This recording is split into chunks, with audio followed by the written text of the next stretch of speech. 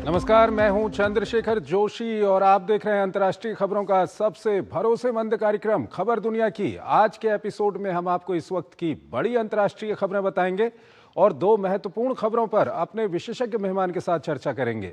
आज हम अमेरिका और वेनेजुएला के बीच युद्ध की प्रबल संभावना और पाकिस्तान में इमरान खान को लेकर मचे घमासान पर चर्चा करेंगे। कार्यक्रम में हम आपको ये भी बताएंगे कि किसने कहा अब अमेरिकी नेतृत्व वाला नेटो रूस पर हमले करने की तैयारी कर रहा है और इस पर क्या बोला रूस। होंगी और भी महत्वपूर्ण अंतर्राष्ट्रीय खबरें, लेकिन सबसे पहले इस वक्त की अंतर्राष्ट्रीय हेडलाइंस। यूक्रेन में शांति को लेकर बैठकों का दौर। अमेरिकी दूत विटकॉफ की रूसी राष्ट्रपति के साथ मंगलवार को बैठक। नेटो की आक्रामक कार्रवाई वाले बयान पर भड़का मॉस्को, बताया गैर जिम्मेदाराना कदम।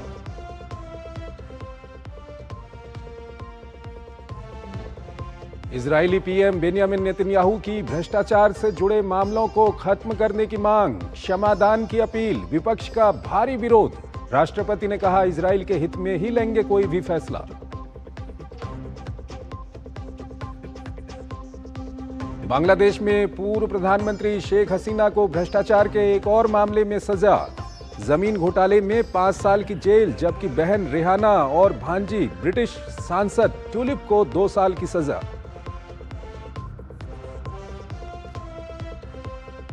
कई एशियाई देश प्राकृतिक आपदा से हुए आहत। श्रीलंका में आपातकाल की स्थिति घोषित। इंडोनेशिया समेत कई देशों में भारी बारिश और भूस्खलन से मची तबाही, कम से कम 1000 लोगों की मौत।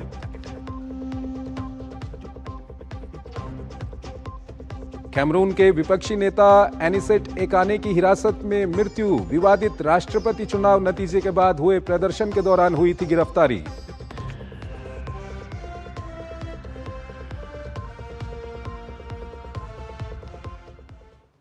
और आइए पहली बड़ी खबर की ओर आपको लिए चलते हैं। अमेरिकी राष्ट्रपति डोनाल्ड ट्रंप ने वेनेजुएला के साथ बढ़ते तनाव के बीच वेनेजुएला के हवाई क्षेत्र को बंद करने के आदेश जारी कर दिए।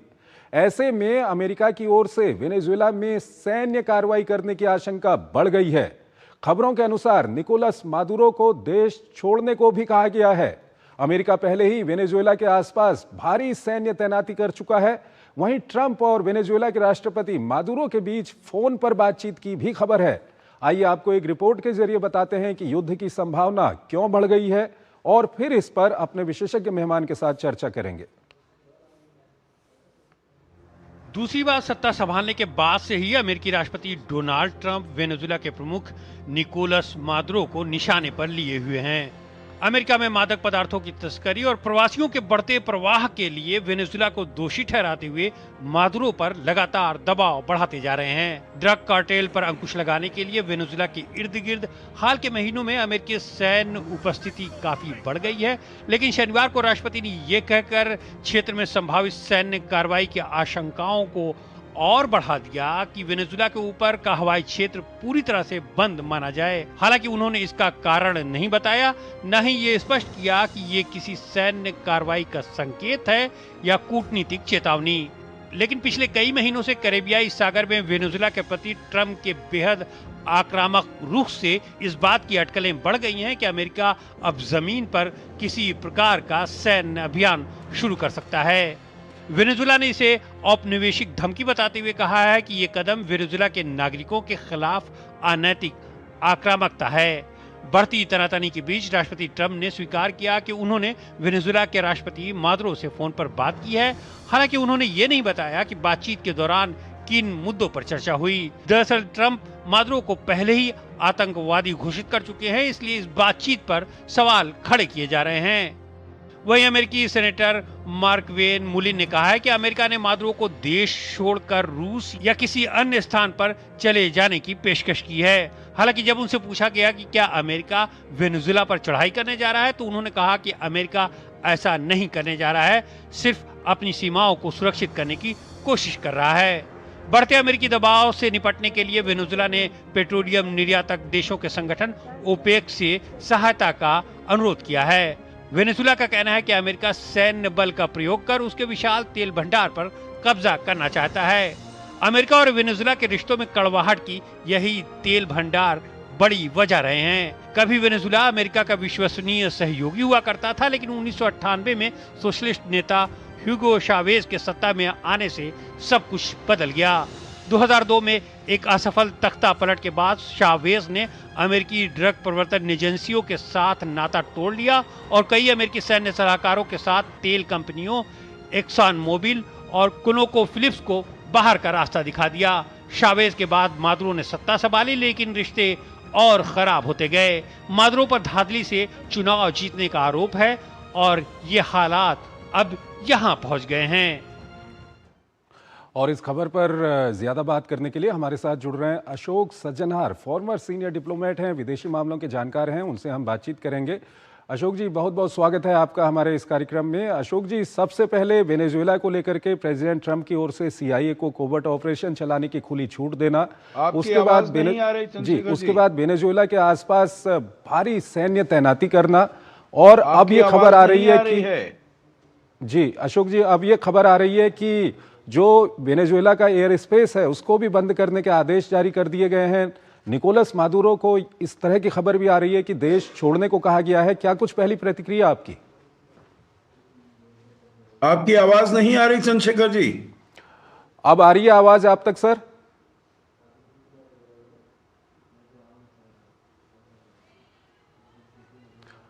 ठीक है, अशोक जी तक हमारी आवाज नहीं पहुंच पा रही है, हमारी टीम उसको फिक्स करने की कोशिश कर रही है। एक छोटा सा ब्रेक लेते हैं, ब्रेक के बाद हम बातचीत को जारी रखेंगे।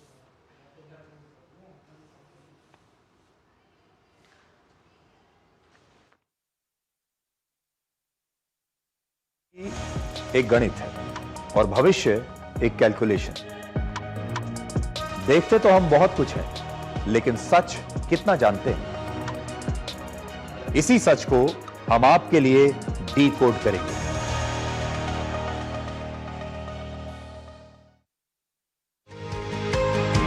म्यूचुअल फंड में कैसे करें निवेश, SIP से कैसे जीती जाए इन्वेस्टमेंट की रेस, गवर्नमेंट स्कीम से कैसे मिलेगा बेहतर रिटर्न, बाजार की जोखिम में।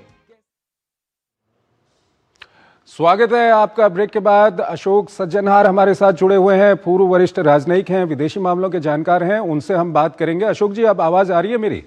जी, आवाज मिल रही है आपकी, धन्यवाद। अशोक जी, सवाल यह था कि जिस तरह के हालात बने हुए हैं, सबसे पहले प्रेसिडेंट ट्रंप की ओर से CIA को खुली छूट दी गई कि कोवर्ट ऑपरेशन वो चलाए वेनेजुएला के अंदर। उसके बाद वेनेजुएला के आसपास भारी सैन्य तैनाती हुई। अब वेनेजुएला का जो एयर स्पेस है उसको बंद करने का आदेश जारी किया गया है। साथ ही ये भी खबर आ रही है कि निकोलस मादुरो को कहा गया है कि वो देश छोड़कर चले जाएं। क्या कुछ लगता है आपको, किस ओर बढ़ रही है ये सिचुएशन?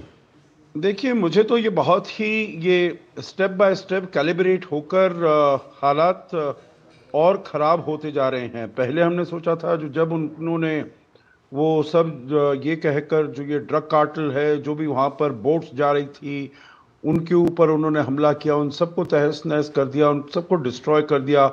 वहाँ पर कितने लोग थे, करीब 70-80 लोग, उनसे ज़्यादा वहाँ पर मारे गए हैं। तो ये समझा जा रहा था जो ये वहाँ पर तख्ता पलट की उनकी सोच है राष्ट्रपति ट्रंप की, और वो चाहते हैं जो निकोलस मादुरो वहाँ से निकल जाए।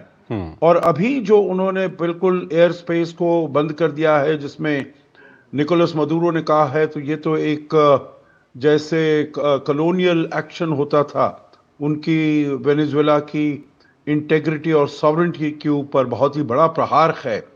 परंतु वो चाहते हैं जो ये दबाव डालकर किसी प्रकार से निकोलस मादुरो को वहाँ से हटाया जाए। वहाँ पर बहुत तेल है, खनिज पदार्थ बहुत मात्रा में हैं, तो उन सब के ऊपर वो अपना कंट्रोल करना चाहते हैं। अशोक जी, इस सब के बीच निकोलस मादुरो की ओर से ओपेक देशों से मदद का आह्वान करना, इसको थोड़ा समझाइएगा, क्यों वेनेजुएला ओपेक देशों से मदद का आह्वान कर रहा है यहाँ पर? देखिए, वेनेजुएला काफ़ी हद तक अलग थलग पड़ गया है। हालांकि रूस है, चीन है, ईरान है, नॉर्थ कोरिया है, ये सब देश वेनेजुएला की हिमायत करते हैं, उसकी सपोर्ट में है, उसको सहायता देने के लिए वो तत्पर हैं, परंतु कर नहीं पाते हैं ज़्यादा। हालांकि ये रिपोर्ट्स आई हैं जो कुछ चीन की तरफ से और रूस की तरफ से उसको कुछ वेपनरी मिली है, परंतु ओपेक का ये बहुत ही महत्वपूर्ण सदस्य है। क्योंकि जैसे मैंने पहले कहा, वेनेजुएला तेल बहुत मात्रा में प्रोड्यूस करता है और organization of petroleum exporting countries जो ओपेक का स्टैंड करता है, तो उसमें सभी देशों के साथ उसके संबंध बड़े अच्छे हैं।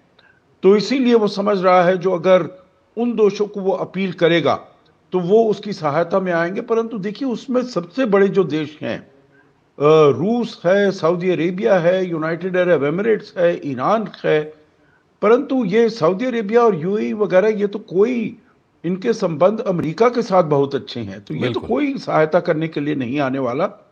परंतु क्योंकि उसके पास, वेनेजुएला के पास और कोई विकल्प नहीं है, क्योंकि उसके ऐसे कोई मित्र नहीं है, ना दक्षिण अमेरिका में ऐसे कोई देश है, हालांकि कोई देश कोलंबिया जैसे उनकी सपोर्ट में कुछ बोल दें, परंतु कोई हकीकत तौर पर वेनेजुएला की सहायता करने में सभी ये देश असमर्थ हैं।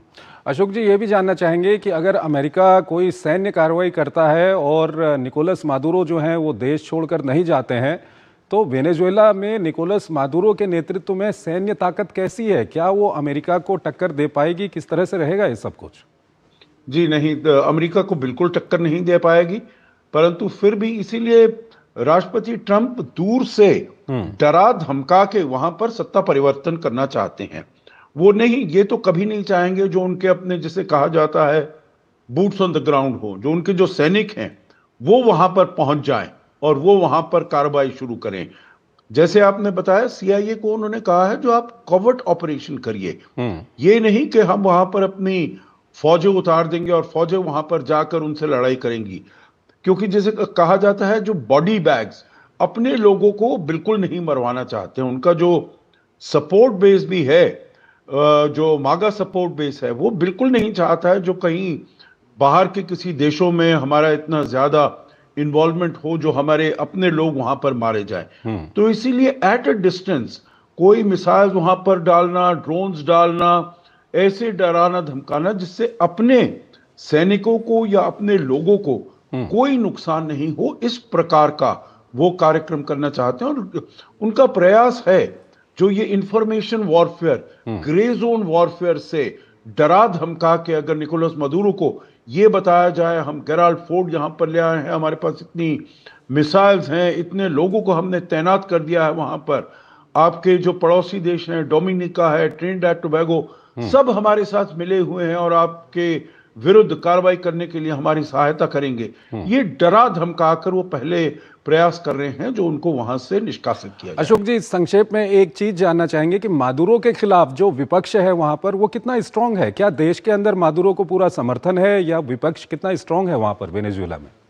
देखिए, विपक्ष स्ट्रांग तो है पर इतना भी नहीं है, क्योंकि पूरा जो कंट्रोल है वेनेजुएला में, जो वहां की इंस्ट्रूमेंट्स ऑफ पावर है, जैसे मिलिट्री है, पुलिस है, तो वो सभी मादुरो के कंट्रोल में है। और इसीलिए जो ऑपोजिशन बहुत देर से प्रयास कर रहा है, जो अभी कैरोलिन मिचाडो को भी उनको नोबेल पीस प्राइज मिला है, जो वो उनके विरुद्ध, सत्ता के विरुद्ध वो काम कर रही हैं, परंतु फिर भी उनमें इतना वो नहीं है, शक्ति नहीं है, इतना प्रभाव नहीं है जो निकोलस मादुरो के विरुद्ध खड़े होकर, हालांकि वो कह रहे हैं जो इलेक्शन जो हुआ वो बिल्कुल ही एक फ्रॉड इलेक्शन था, और ऐसा होता भी है, हमने देखा है, जो जहां पर ये बहुत ही सत्ता में कोई ऑटोक्रेट या डिक्टेटर हो, तो वो फिर फ्री फेयर इलेक्शन नहीं हो पाता है। तो वही उनका कहना है, परंतु उनमें अभी इतना दम नहीं है, इतना अभी उनका प्रभाव नहीं है जो वो निकोलस मादुरो के सामने खड़े होकर उनको चुनौती दे पाए। ठीक है अशोक जी, हमारे साथ बने रहिएगा। एक और महत्वपूर्ण खबर है, उस पर अभी हम बातचीत करेंगे, लेकिन यहाँ पर हमको एक छोटा सा ब्रेक लेना है, एक छोटा सा ब्रेक। सुनो, एक अच्छी इंश्योरेंस पॉलिसी एआई से पूछते हैं। एक ऐसी पॉलिसी जिसमें प्रीमियम पेमेंट हो लिमिटेड पर इनकम आती रहे लाइफ टाइम। LIC का जीवन उत्सव। एक ऐसी पॉलिसी जो दे होल लाइफ इंश्योरेंस कवर भी। LIC का जीवन उत्सव। वाह, चलो तो LIC की जीवन उत्सव पॉलिसी ही लेते हैं। मैं भी तुमसे यही कह रही थी।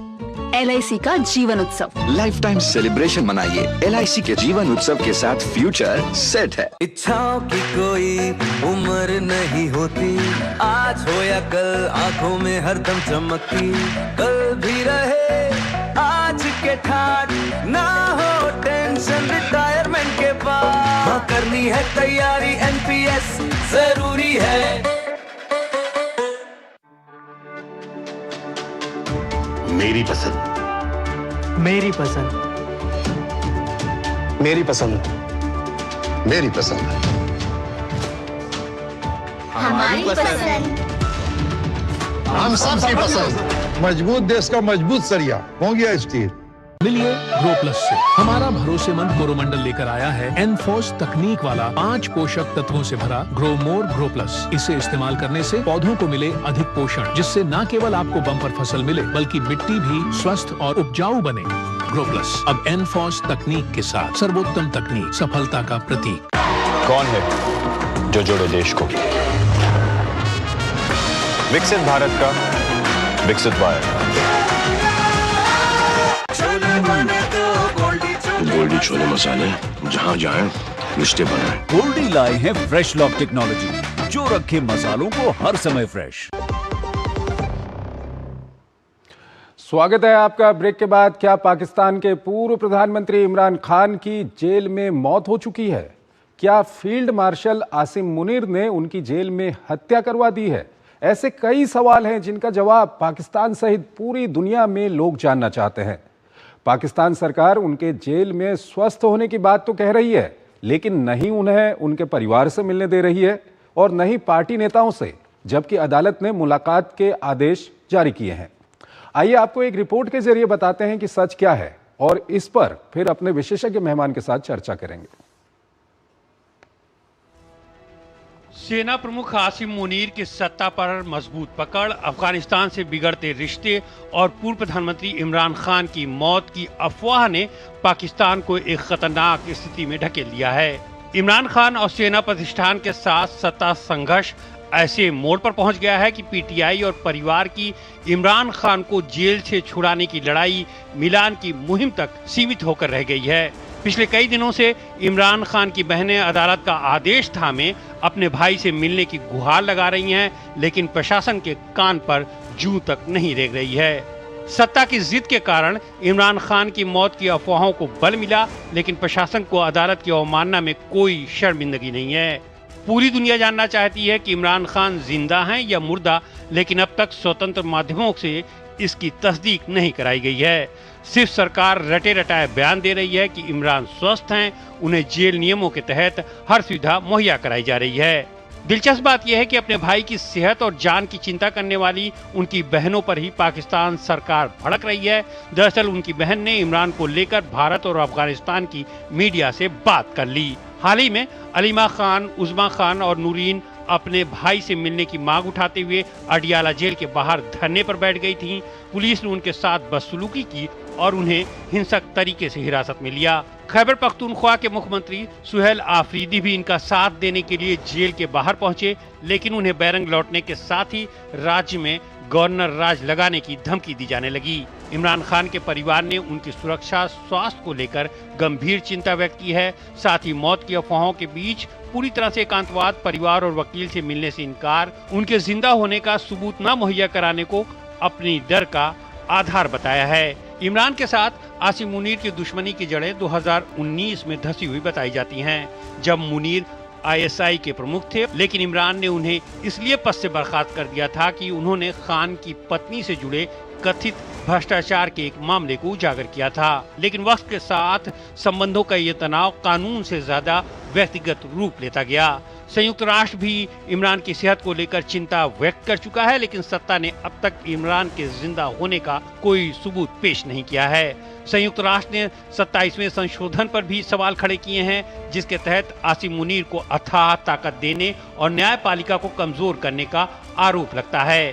पाकिस्तान ने इसका खंडन किया है। संशोधन के तहत सेना में चीफ ऑफ डिफेंस स्टाफ का नया पद सृजित किया गया है, जिस पर आसिम मुनीर की तैनाती होनी है, लेकिन 4 दिन गुजर जाने के बाद भी अब तक नोटिफिकेशन जारी नहीं हुआ है। इस पर कई तरह की अटकलें लगाई जा रही हैं। अशोक सज्जनहार हमारे साथ जुड़े हुए हैं, पूर्व वरिष्ठ राजनयिक हैं, विदेशी मामलों के जानकार हैं। अशोक जी, ये जो पाकिस्तान से बार बार खबरें आ रही हैं, क्या कुछ आपकी पहली प्रतिक्रिया इस पर? देखिए, हालात वहां पर बहुत ही खराब होते हुए दिख रहे हैं, क्योंकि दो हिस्सों में उसको बांटकर देखा जा सकता है। एक तो जैसे आपने बताया, आसिम मुनीर के सबसे जो बड़े दुश्मन कहा जाए या कंपेटिटर या एडवर्सरी कहा जाए, वो इमरान खान है, क्योंकि इमरान खान देश में बहुत पॉपुलर हैं और वो आसिम मुनीर उनको अपने लिए खतरा समझते हैं। आसिम मुनीर के लिए जो, क्योंकि आपने जैसे बताया, सारी जो सत्ता का बल है, जोर है, शक्ति है, वो उन्हीं के पास आ गई है। जब से ये आर्टिकल 27 ये अमेंडमेंट जो हुआ है, उसमें उनको चीफ ऑफ डिफेंस फोर्सेस का ये नेता करार दिया गया है। सारी शक्ति उनके पास आ गई है, परंतु पूरे देश में, चाहे आप देखें अफगानिस्तान के साथ, चाहे तहरीक तालिबान पाकिस्तान के साथ, चाहे Baloch liberation army, Khyber Pakhtunkhwa, Pakistan occupied Kashmir, यहाँ तक कि सिंध में भी हालात बहुत खराब हैं और जो आर्थिक स्थिति है वो भी बहुत खराब है। तो उनके लिए बहुत मुश्किल है और वो किसी प्रकार से नहीं चाहते जो इमरान खान को कहीं रिहा किया जाए, जो उनके लिए मुसीबतें और भी बढ़ सकती। अशोक जी, दूसरा सवाल यह है कि अभी तक पाकिस्तान के अंदर जो इमरान खान की पार्टी या उनके समर्थकों की लड़ाई थी, वो ये थी कि इमरान खान को रिहा करो, और अब ये लड़ाई आ गई है कि इमरान खान से मिलने दो। इमरान खान कहाँ हैं, वो जिंदा हैं, नहीं हैं, स्वस्थ हैं? तो ये कोई किसी टैक्टिक्स का हिस्सा लगता है क्या ये? देखिए, ये मेरे विचार से अगर टैक्टिक है तो बड़ा काउंटर प्रोडक्टिव है सरकार के लिए, क्योंकि उन्होंने अपने लिए, अगर इमरान खान जिंदा है और स्वस्थ हैं, तो अपने लिए उन्होंने एक और सिरदर्दी मोल ले ली है। और अगर वो उनके हालात खराब हो गए हैं, क्योंकि मैं ये कहूंगा जो पाकिस्तान में कुछ भी होना मुमकिन है, आप किसी चीज को नहीं कह सकते जो अगर उन्होंने आसिम मुनीर ने इमरान खान को जेल में ही मरवा दिया हो, कुछ करवा दिया हो, आप बिल्कुल इसमें किसी को वो आश्चर्य नहीं होना चाहिए, क्योंकि पाकिस्तान में हर चीज संभव है, क्योंकि वहां पर कानून नाम की तो चीज नहीं है। जैसे आपने वहां से कहा, जो वहां से कोर्ट ने ये कहा है, जो जेल की अथॉरिटीज को, जो आप इनको मिलने दो और उनके जो लॉयर्स हैं, वकील हैं, परिवार के सदस्य हैं, उनको मिलने दो, परंतु वो उसके ऊपर कुछ ध्यान ही नहीं देते हैं। तो इसीलिए मैं समझता हूं जो अगर वो कुछ नहीं बता रहे हैं, सरकार और जेल की जो अथॉरिटीज हैं कुछ नहीं बता रही हैं, तो जरूर उनके पास कुछ ना कुछ छुपाने के लिए है और वो उनके लिए बहुत ही हानिकारक सिद्ध हो सकता है। ठीक है अशोक जी, बहुत बहुत शुक्रिया आपका, आप हमारे इस कार्यक्रम में जुड़े और दोनों ही महत्वपूर्ण विषयों पर आपने अपना महत्वपूर्ण विश्लेषण हमारे दर्शकों के सामने रखा। और इस कार्यक्रम को हम यहीं पर ख़त्म करते हैं, लेकिन जाते जाते आपको छोड़ जाते हैं आज की कुछ और बड़ी और महत्वपूर्ण अंतर्राष्ट्रीय खबरों के साथ। आप इन खबरों को देखिए और हमारी पूरी टीम को इजाज़त दीजिए। नमस्कार।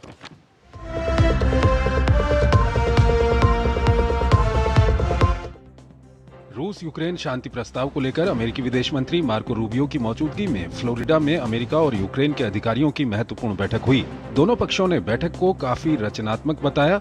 इस बीच कजाकिस्तान ने यूक्रेन से कहा कि वो कैस्पियन तेल पाइपलाइन कंसोर्टियम के काला सागर टर्मिनल पर हमला करना बंद करे। सीपीसी, जिसमें रूसी, कजाक और अमेरिकी शेयरधारक शामिल हैं, ने कहा कि उसने हमले में काफी नुकसान पहुंचने के बाद परिचालन रोक दिया है। वहीं रूस ने नेटो के सबसे वरिष्ठ सैन्य अधिकारी की टिप्पणी को गैर जिम्मेदाराना और तनाव बढ़ाने वाला बताया है। नेटो अधिकारी ने कहा था कि अमेरिका के नेतृत्व वाला सैन्य गठबंधन नेटो मॉस्को के हाइब्रिड युद्ध के प्रति अपनी प्रतिक्रिया को तेज करने पर विचार कर रहा है और ऐसे हमलों को रक्षात्मक कार्रवाई माना जा सकता है। इजरायली प्रधानमंत्री बेन्यामिन नेतन्याहू ने देश के राष्ट्रपति से अपने ऊपर लंबे समय से चल रहे भ्रष्टाचार के मुकदमे में माफी मांगी है। पत्र लिखकर उन्होंने कहा कि आपराधिक कार्रवाई उनके शासन करने की क्षमता में बाधा डाल रही है और माफी इजराइल के लिए अच्छी होगी। नेतन्याहू ने उन पर लगे रिश्वतखोरी, धोखाधड़ी और विश्वासघात के आरोपों से इनकार किया है। उनके वकीलों ने राष्ट्रपति कार्यालय को लिखे एक पत्र में कहा कि प्रधानमंत्री को अब भी विश्वास है कि कानूनी कार्रवाई के परिणाम स्वरूप उन्हें पूरी तरह से बरी कर दिया जाएगा।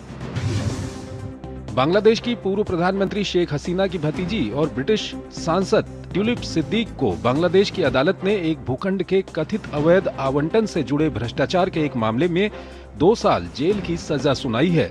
ये सजा ट्यूलिप सिद्दीक और मामले में सह अभियुक्त शेख हसीना की बहन शेख रेहाना की अनुपस्थिति में सुनाया गया।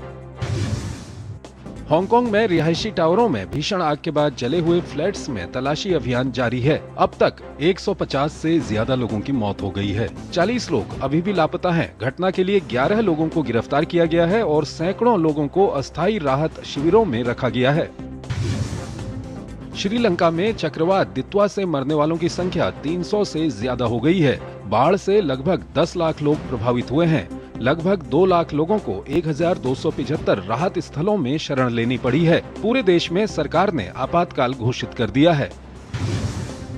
दक्षिण पूर्व एशिया के 3 देशों इंडोनेशिया, मलेशिया और थाईलैंड में मूसलाधार बारिश के कारण आई बाढ़ और भूस्खलन से मरने वालों की संख्या 600 से ज्यादा हो गई है। मलक्का जलडमरू मध्य में आए एक उष्ण कटिबंधीय तूफान के कारण इंडोनेशिया में 435, थाईलैंड में 170 और मलेशिया में 3 लोगों की मौत की खबर है। होंडुरास में अमेरिकी राष्ट्रपति डोनाल्ड ट्रंप द्वारा समर्थित कंजर्वेटिव नेशनल पार्टी के उम्मीदवार नासरी असफुरा राष्ट्रपति चुनाव में 34% मतों के साथ आगे चल रहे हैं। ट्रंप ने धमकी दी थी कि यदि उनका पसंदीदा उम्मीदवार नहीं जीतता है तो वो मध्य अमेरिकी राष्ट्र को दी जाने वाली वित्तीय सहायता में कटौती कर देंगे।